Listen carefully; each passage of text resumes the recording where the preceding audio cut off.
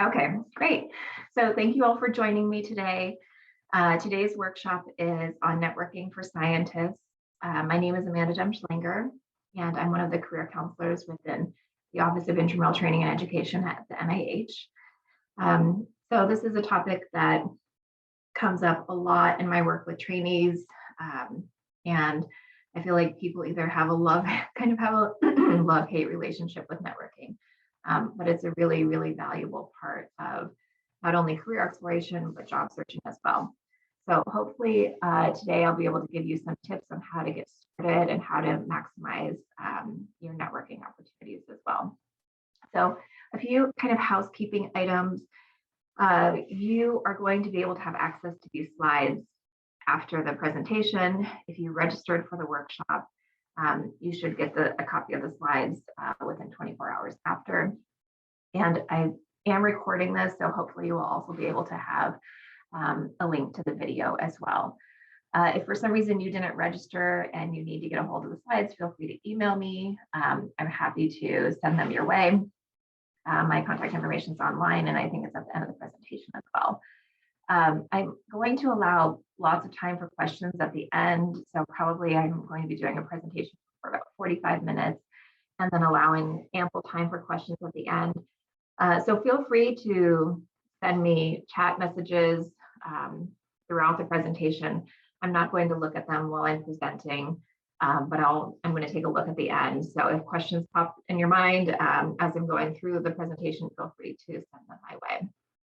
Okay, all right, so without further ado, let's go ahead and get started. So why is it important to network? Networking really does allow for many different things. It really does allow you to tap into this hidden job market. And maybe you've heard about this in the past, but there is a percentage floating around out there that 80% of jobs are not advertised or marketed online. And I think that might be a little bit of a high statistic. There are kind of laws now that employers and organizations, especially federal organizations, are legally required to advertise for open positions. But oftentimes these postings go up for a very short amount of time, like a week or so. And so you have to be really informed about the job market and really informed about opportunities that are coming up in order to kind of maximize that and capitalize on it. So really word of mouth is something that frequently still happens when job searching. One thing that I often see, even when people are looking for new labs, is, maybe a position or an opportunity will exist in the mind of a PI or somebody, oh, I could really use help on this project, but they never really get around to formalizing that or advertising it. So if they find through conversations that somebody is interested, then they will go ahead and kind of take those steps. So networking does kind of allow you to tap into this kind of hidden job market that exists. It also allows you to hopefully gain visibility for future openings, to kind of stay at the forefront of people's minds when they're thinking about who should I hire for this position. And then lastly, gaining referrals through company networks. Strong networking really does tend to equal a shorter job search. There's no data, nobody's really researched this explicitly, but anecdotally speaking, I can say from my work with trainees that people who really prioritize networking tend to shave off about 2 to 3 months for their job search. And the average job search that we see right now is taking about 6 to 9 months on average. So, it is really important to have networking as a key piece, especially during your own career development and your own career job search. So networking is one of those things that is also going to be a lifelong endeavor. Sometimes people only think about it when they are job searching, but really it is a lifelong career development technique. So, think about this as kind of playing the long game versus the short game.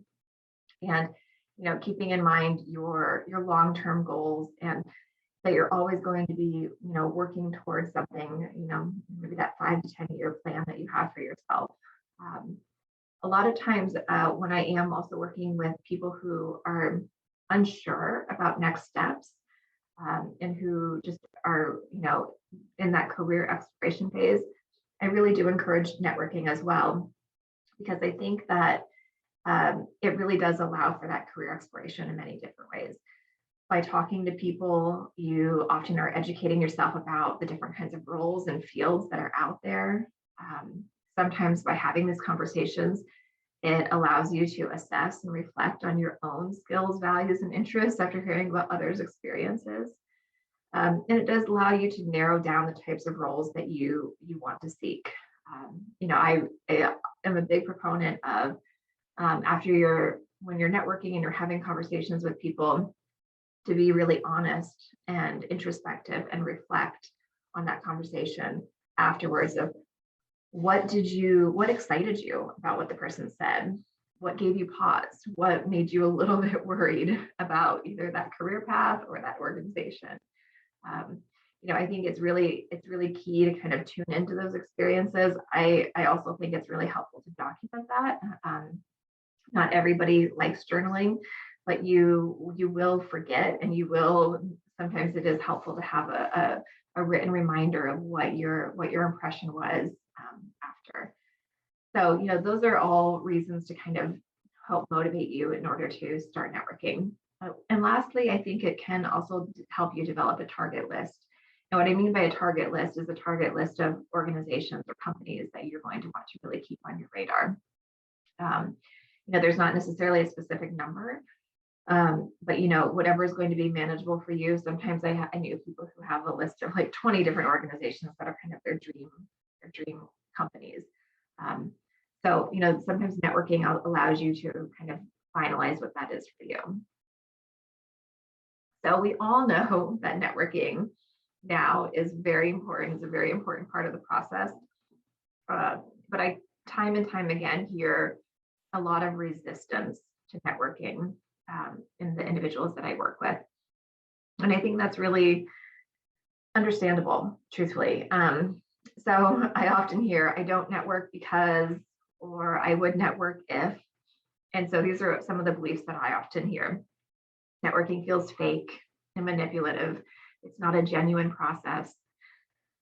Successful networkers are all extroverted. The best networking happens in large group settings. My experience and education should get me the job, not a connection, not nepotism, or I'm bothering someone if I'm asking for a meeting. And I just, maybe some of these resonate with you. Maybe there are other statements that you would add to this list. But I just want to kind of normalize that there is this resistance that can occur when you're thinking about this process. And I would actually, looking at like the second and third bullet points, some of the best networkers that I've worked with are actually would identify as really strong introverts. And as I'm going to talk about later on in the presentation, a very great tool for networking is doing informational interviews, which is usually a one-on-one conversation and meeting. So it's not necessarily happening in this like large conference hall or large group setting that you have to navigate from, one small table to the next small table. There can be really effective networking that's happening in a one-on-one conversation. And introverts tend to thrive in that one-on-one setting versus the large group setting. And the last thing that I want to say in kind of and about these beliefs, because I'm not going to be able to address all of them. But in my experience, you're not usually bothering someone if you're asking for something that's really a small lift for them. And there are a few faux pas or things that I would encourage you not to do when networking. But for the most part, if you're asking somebody for information about their career path, about how they got into that organization, most people are really flattered. And most people remember what it was like, being in your position and just starting out in your career or thinking about making a career pivot. And really wanting to, have somebody to kind of sound off some of your ideas with. So, and I do believe that a lot of people really enjoy speaking about themselves as well. So you might find that even like some of your small initial requests turn into longer, larger meetings than you had anticipated. So overcoming this resistance, this internal resistance, like I said, is very normal. It's a very natural part of this. Networking can feel awkward. It can feel a little bit stilted. So, I make sure that you're kind of checking in with yourself, check your attitude, and consider your own cultural perceptions of networking. So, the NIH is a super diverse place. I get to work with trainees from all over the world, and networking is not necessarily a common occurrence outside of maybe North America. And so some people will say, oh, this isn't common from my home country. I would never, reach out to a stranger and ask them about their career. Just to kind of help normalize that process in the United States, especially, networking is very, very common. Reaching out to people for, information and questions about their career path is not viewed suspiciously, or nobody's going to really blink an eye if you ask them about that. So it is very part of the kind of cultural norm in North America, and specifically in the United States. And redefining what it means to interact with strangers. So it is very common within networking to reach out to what we would refer to as cold contacts, or people that you don't know at all. And I always say that this is redefining stranger danger, because, when you are a kid and you're growing up, a lot of times you're told, don't talk to strangers, stranger danger. And then as a professional working adult, we say, talk to strangers, talk to as many strangers as you can, try to get different perspectives, try to talk to people who are working in different fields. That's going to help you. So it can be a little bit of a shift from maybe what you have been used to earlier on in your life. And then risking rejection.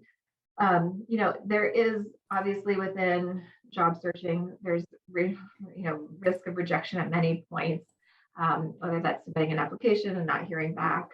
The rejection that can occur when you are networking is, possibly reaching out to somebody who doesn't follow back up with you, or who doesn't respond to your email. And all I can say is it's not the end of the world if you don't hear from somebody, or if they say no, that they don't have time. So I would, encourage you to kind of take that leap and make that outreach. So what are some of the things that you typically are networking for? I think at the end of all of this, sometimes people are just simply networking for job leads, right? So for the R part of this, the referrals. But a good way to think of it is this acronym, so AIRS. So thinking about networking for advice, information, referrals, and just general support. And even as of like a few years ago, we used to say, oh, don't ask for a referral to a job too early on within that relationship or within that conversation. And I think that's actually changed a little bit, because there are certain, especially within industry, a lot of companies have pretty nice financial incentives for employees who make a positive referral to somebody who actually gets hired, a firm or an organization. So sometimes asking for that referral can be mutually beneficial. So it's not necessarily as frowned upon as it used to be in terms of like asking about referring your application on to a hiring manager. So before you begin networking, I think it's important to kind of prepare yourself. Now this is just a mini checklist of some items to think about developing. And I'm going to talk more in depth about the second and third point. But focusing first on number one, assessing your personal branding. So anytime that you are job searching, you are essentially marketing yourself. You're marketing yourself for different roles, for different positions. And it's important to take a step back and think about how you're going to be viewed by an external audience. How are you going to be viewed by a hiring committee, by an old colleague that you reach out to? So taking some time to just skim and make sure that your resume, your CV, your social media presence, especially LinkedIn, just kind of the go-to site for professional networking, is all in line. Making sure that, if you're thinking, I want to go into science policy, but your resume and your LinkedIn profile really doesn't reflect that in any way, it's probably time to kind of do, an overview and edit and make sure that that you're marketing yourself appropriately for the roles that you're interested in. And we have a lot of workshops on your personal branding. We talk a lot about resumes, CVs, cover letters. So I would encourage you to view those workshops. They're all saved on our OITE YouTube channel.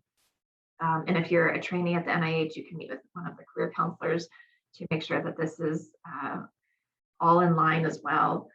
But it is important to kind of think about your presentation before you start reaching out to people. The second part is developing your elevator pitch, which I'm going to go into much more detail about, and then really determining and clarifying what your specific goals are for networking. Okay, so the elevator pitch. Many people will ask, what is an elevator pitch? And the term elevator pitch comes from the time when we all used to get in elevators together. And you would get in an elevator with somebody, maybe the CEO, who was typically going to the penthouse level of the building. And so if you were a salesperson, you had the length of the elevator ride from the ground level to the top level to pitch your product. And so that's where the term elevator pitch came from. A lot of people also refer to it as like your 60-second commercial.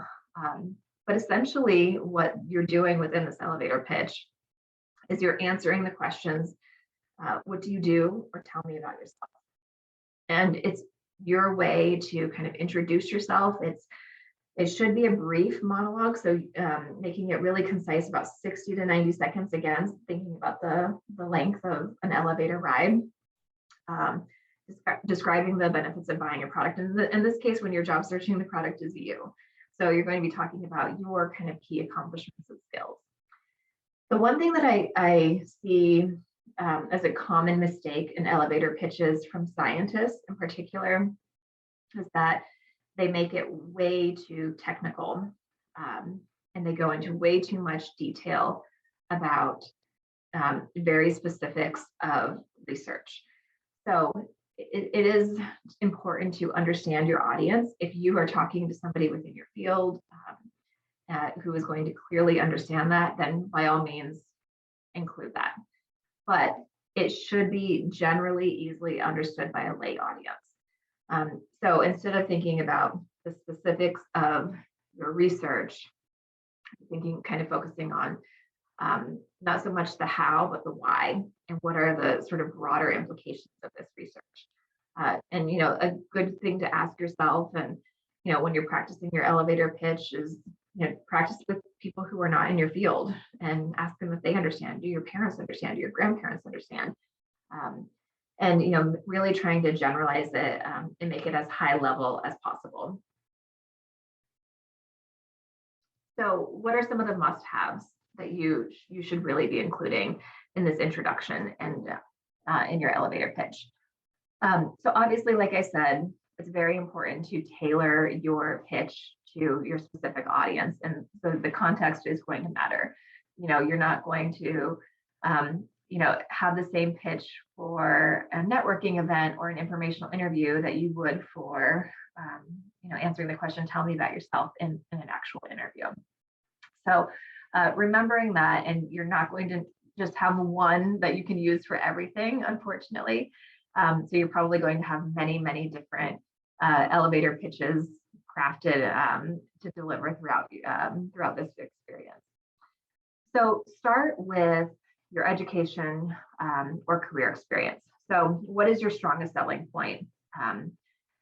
Always lead with what you think is your strongest attribute at that moment. thinking about noting your primary transferable skills, strengths, really again, focusing on those accomplishments. Thirdly, mentioning your goals. And then fourth and finally, concluding with any action items. And we do have some examples that I'll run through to kind of help contextualize this and help you think about how this might work for you.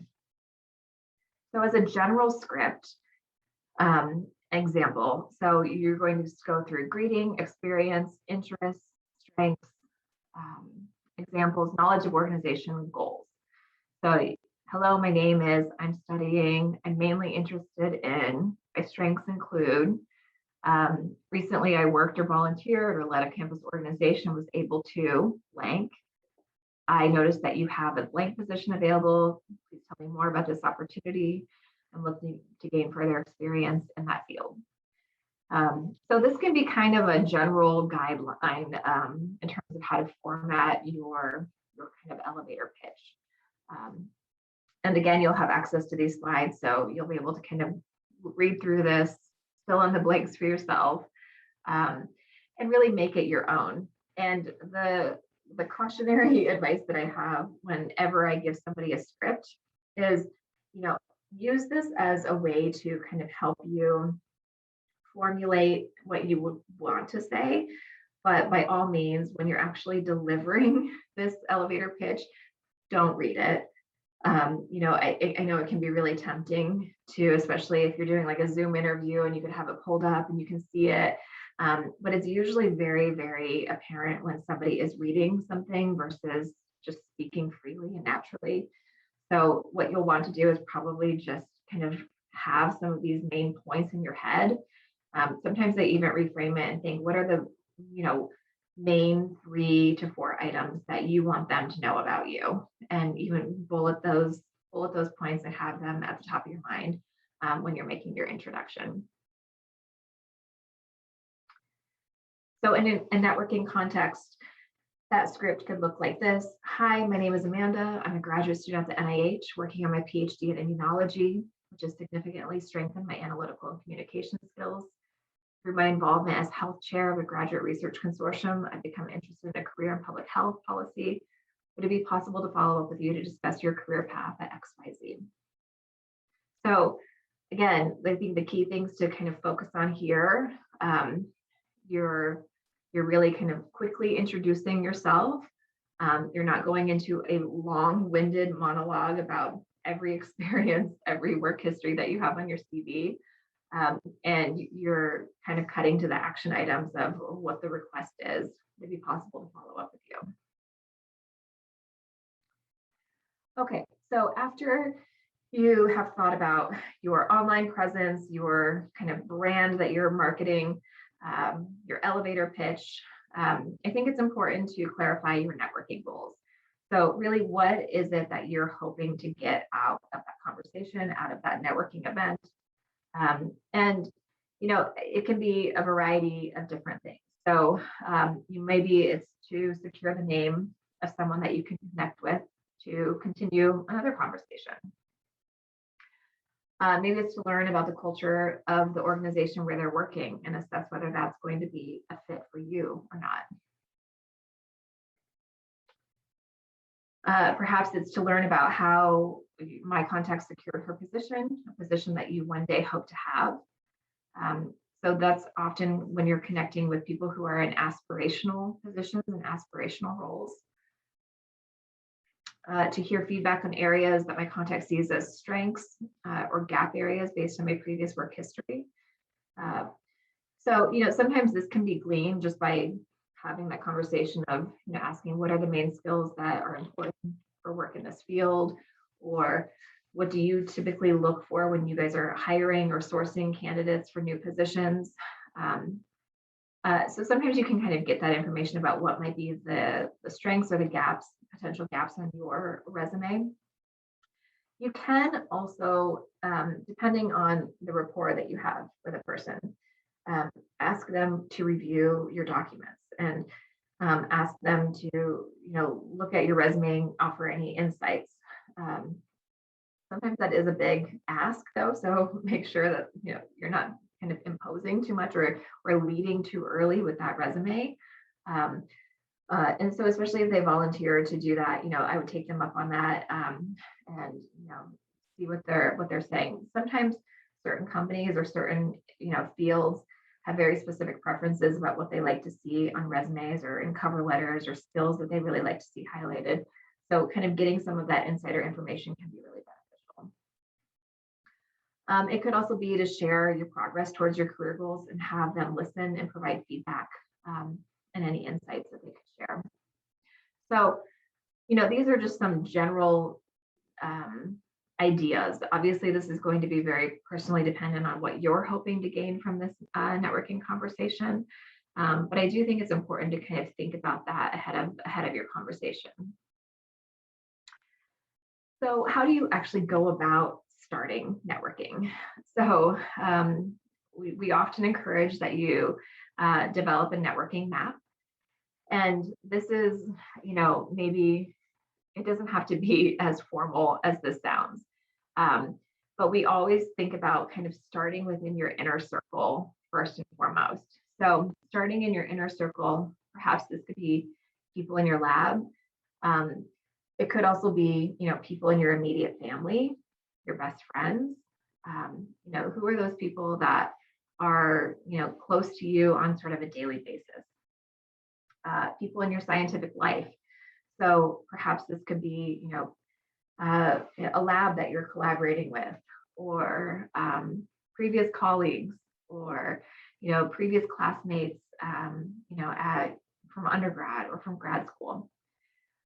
Folks in the general scientific community.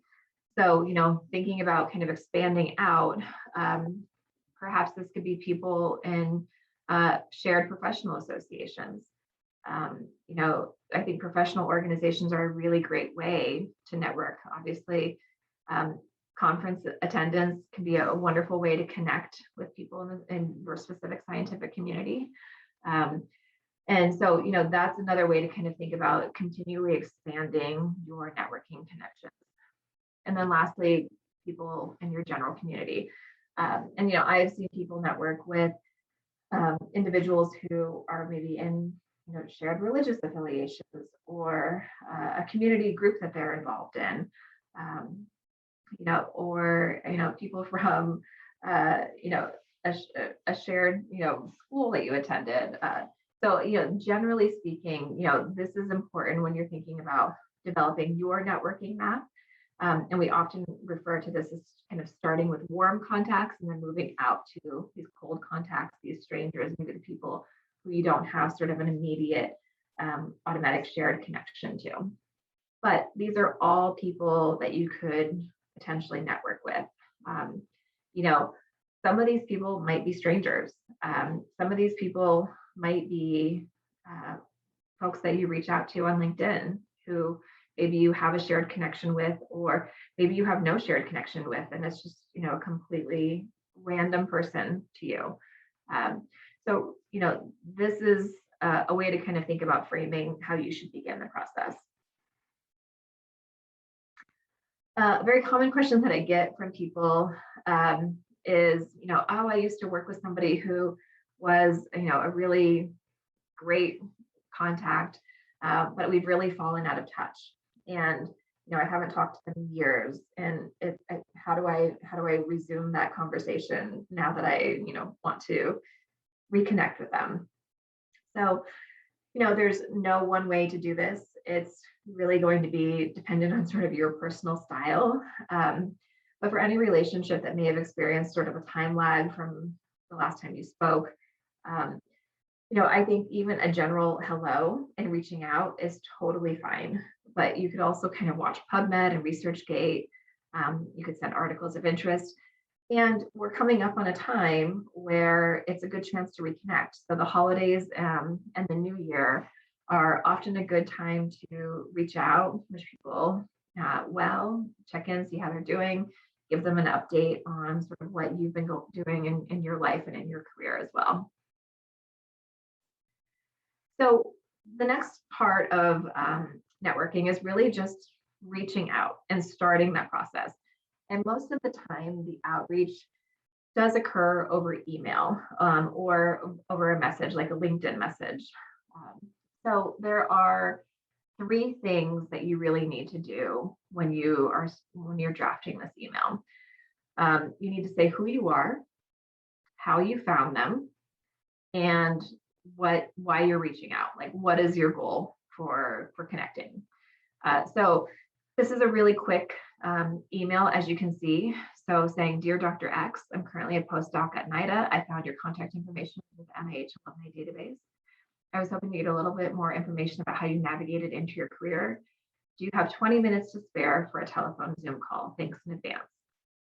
And I think the shorter the email, the better. You don't necessarily need to provide like a very long biography about yourself and your work. Just a quick introduction. And then if it's a relatively easy ask, so 15 to 20 minutes for a phone call is not that big of a thing to commit to. I would probably also say that sometimes it is helpful if you can also like suggest dates and times immediately. Because the other part of this is now this person has to look at their calendar and they have to figure out a time when they say that they could meet with you and suggest some alternate, suggest some days and times. And that kind of requires a lot of effort and back and forth. So one way to also kind of strengthen this message would be to say, do you have 20 minutes to spare for a telephone Zoom call? I am free. And when you're giving your availability, you need to give large swaths of time. You need to make it as easy on them as possible because you're the beneficiary of this, for them to say, oh, okay, yeah, sure. Wednesday at 3 p.m. Eastern Standard Time works perfectly for me.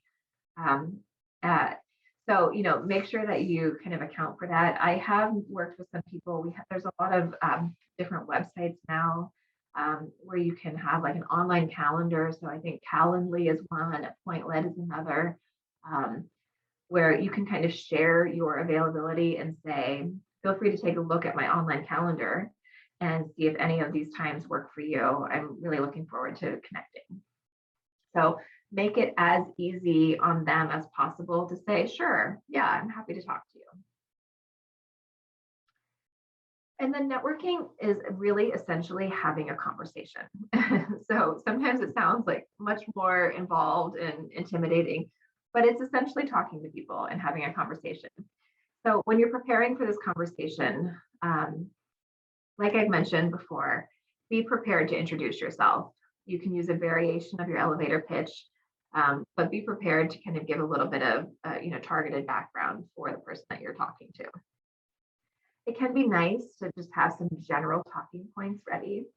So whether that's recent events, whether current science headlines, some of those kind of icebreaker type of topics or questions, just to kind of, get the ball rolling, so to speak. And then preparing informational interview questions, which are really hopefully as open-ended as possible in order to get the person kind of really speaking and sharing about their experiences. So if you're not sure what to ask in an informational interview, we actually have an entire handout of informational interview questions that's at this link here. But if you just Google OITE informational interview handout, this PDF will pop up, I promise you. And so that can give you some ideas of questions that you might want to ask in an informational interview. Obviously tailor it to you and what you're really hoping to learn. Some of the questions that I really like to ask in informational interviews, I like to ask, what was your job search like? In hindsight, would you have done anything differently? I think those hindsight questions are really fascinating because I've always been surprised by the answers. You can ask, in your opinion, what are the strengths and challenges of working in this field? So, those that can also help give you kind of an idea of what this person likes and doesn't like about either their job, their company, their field in general. And then one of the last questions, and I think I'm going to touch again on this later on, but one of the last questions that you should ideally be asking in an informational interview is, based on what we've talked about and based on what you've learned about me, is there anybody else that you would recommend that I speak to? So, you know, open it up for your network to continue to be expanded. So within one informational interview, I've worked with a lot of people who have found that one informational interview turned into 10 informational interviews, and it had really a domino effect. Um, Sometimes to an overwhelming degree, to be honest, where people are like, okay, I don't need any more recommendations. Please, no more names, suggestions, or referrals. Um, but I think that's a good question to ask, and see maybe who they could provide. So there are some faux pas of networking and informational interviews. So the only two things that you really should not ask in an informational interview: don't ask explicitly for a job. So remember, you're asking for airs, you're asking for advice, information, referrals, support. They are probably reading between the lines, and depending on where you're at in your career, understanding that you might be looking for an opportunity, but don't come right out and ask explicitly for it. I would also not ask about their salary information. So I think you can ask about salary information, and to a certain extent. Like you could say, I've been looking mostly at these types of positions.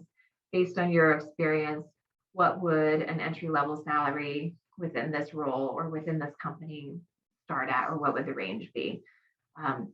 So just try not to personalize that, and ask them explicitly about any kind of personal information there. Okay. So another way to think about informational interviews are keeping in mind these 4 goals. So present, ask them to tell you about their current position. Past, what were their previous experiences? How did they get into this position? How did they get into this field? Future, what did they see as some of the long-term opportunities in this field? And then advice, contacts, feedbacks, professional societies, insights into possible positions. So like I said, a good question, final question to ask is, do you have anybody else that you would recommend that I speak to? Also asking about, are there any professional organizations that you think would be important for me to join? Are there any skill sets that you would recommend that I really work on developing? What are some of the key markers for success in your industry or in your field? So a big part of networking, and I would say that this is probably the most overlooked aspect of networking, is really following up. So a lot of times what people do is they work really hard to find a contact. They have this conversation, and then it just stops. So remember that any contact that you have, whether it's an informational interview, networking event that you attended, you should always follow up with a thank you at the minimum. So send a thank you. An email is totally fine within 24 hours of that conversation. And it also, the next question is, how do I sustain that relationship? How do I sustain that connection? Again, this is going to vary depending on you and depending on sort of the importance of that contact within your career goals. But really try to think about nurturing your connections, whether it's going in your calendar, setting a reminder that every 3 months you're going to check in with the following people. But also thinking about what value you could add. So look for opportunities to help them, look for articles that you could share, follow their career trajectory. Sometimes that can be really beneficial. Comment on their posts on LinkedIn. Like sometimes subtle things like that can be can kind of help keep you in somebody's mind as well. There are some sites that will help you keep track of contacts. Jibber is one. I've also just seen really intense Excel spreadsheets, to be honest, from people. So whatever works for you in order to kind of prioritize your kind of like high level contacts. And the last point that I want to mention about following up. So in an ideal world, you're going to hear back from everybody, but realistically speaking, you're going to be probably sending emails that go unanswered. Some of the, messages will never be returned. And, if you really want to, you can absolutely follow up with somebody. But I would say give it like 2 times to follow up with somebody. And if you don't hear back from them after the second follow up, move on. Consider them kind of a cold contact from there on out. And move on to the next person on your list. Everybody gets a lot of emails. So I know that sometimes this can get lost in an inbox. So I think it is okay to follow up, but just be very judicious about when and how many times you are following up with that person. You also don't want to get the reputation of somebody who's like stalking them or constantly checking in, because that also just becomes a little bit tiresome and annoying. So you really do want to kind of maintain that kind of positive approach. Okay, so networking tools. So what are how can you kind of start getting to some of this information? So if you're at the NIH, we have an NIH alumni database, which is great. Everybody in the NIH alumni database has opted in. So they have volunteered to share their contact information. So it's usually, from my experience, from trainees that have used it, you have a pretty good return rate in terms of your outreach. Also think about your alma mater, your alumni databases, whether it's from graduate school or your undergraduate networks.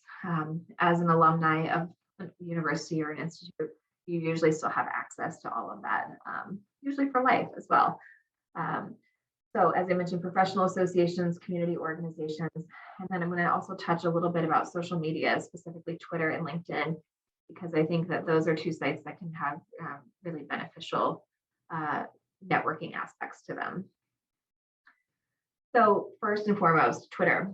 So Twitter, I would say, was not necessarily a site that we often readily thought about when job searching or for career development, but it has quickly become a pretty powerful tool for both. So for those of you that use Twitter, use the built-in search tools, you can scan by keywords, you can use hashtags. Some that we would recommend are hashtag science careers, PhD jobs, science PhD. Play around with it depending on where you're at in your career. You can also start following organizations and companies or people who are notable in your field of interest on Twitter. And I've worked with a lot of trainees who have said that they started following somebody and would comment on a post that they made, and then it turned into a conversation, and then they actually ended up having a meeting. And so, I think Twitter is actually a great equalizer in some ways, because you can actually connect with people who are in really high levels. And so, definitely think about using Twitter within this capacity. We actually wrote an entire blog post here. So when you have the slides, you can click on that link.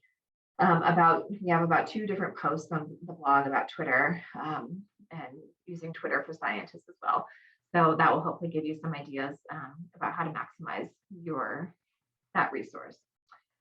LinkedIn, I mentioned LinkedIn a few times already, but LinkedIn is really the main professional networking site. Sometimes people will ask me if it's really important for them to be on LinkedIn, like, do they really have to do it? And if you are, especially if you're looking for a non-academic job, I say yes, absolutely, you should be on LinkedIn.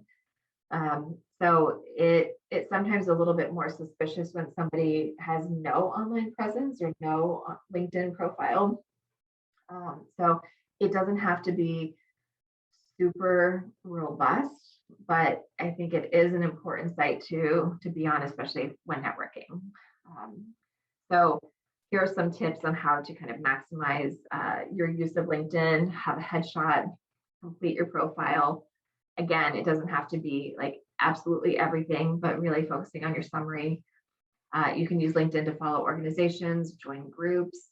You can make your profile visible to recruiters. I often work with trainees who have been reached out to by recruiters via LinkedIn. So people do get jobs that way. And it's also a way to stay in touch with your established connections and contacts as well. So the three main LinkedIn tips that I would suggest are: have a photo, make sure it's a professional photo.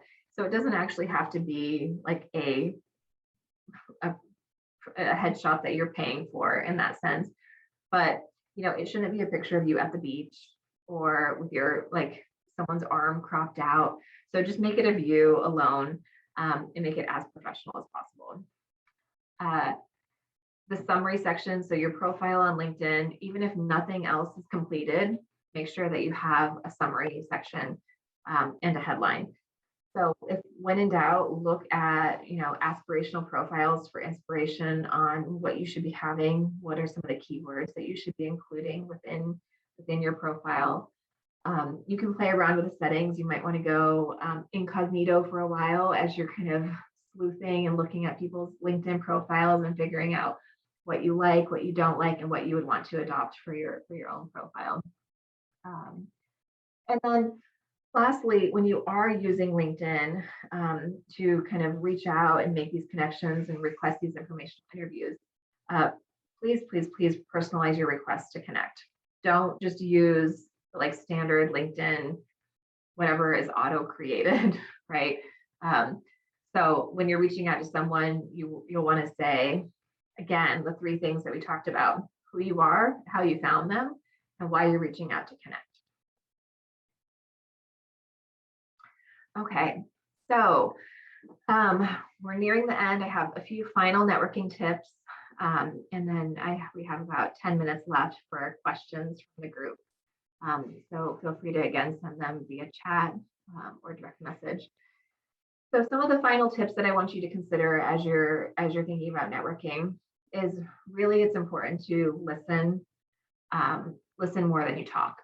So it's really key to ask those open-ended questions, get people talking and sharing about their experiences. Really, one of the key components or goals of networking really should be learning. Learning about another person, learning about that person's career path, learning a little bit more about that field. And I always say, when you're networking, don't have an N of one. So don't rule out an entire career path or field because you talk to one consultant who seemed really unhappy. Recognize that there are personality differences between everyone.